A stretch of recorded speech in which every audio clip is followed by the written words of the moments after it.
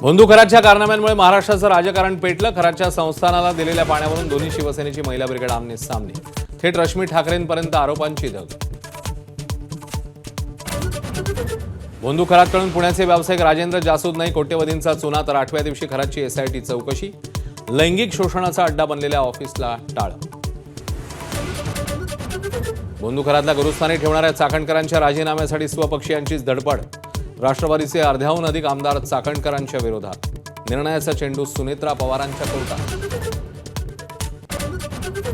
राज्यसभेच्या खुर्चीवरून ठाकरेंच्या शिवसेनेत नाराजी नाट्य। प्रियंका चतुर्वेदींचा उद्धव ठाकरेंसमोरच पारा चढला, तर नाराजीच्या वृत्ताची चतुर्वेदींकडून खिल्ली। युद्धजन्य स्थितीला सामोरं जाण्यासाठी उद्या दिल्लीत पंतप्रधान मोदींची सर्व राज्यांच्या मुख्यमंत्र्यांसोबत बैठक। राज्यात अफवांच्या रांगा सुरूच। भारतासह 3 देशांना हॉर्मुझमधून प्रवासाची परवानगी। कोकणासह सोलापूर सांगलीत अवकाळीची हजेरी। गारांच्या मारामुळे आंबा, काजू, द्राक्ष, ज्वारी भुईसपाट। 30 ते 31 मार्च दरम्यान राज्यात वादळी पावसाचा अंदाज।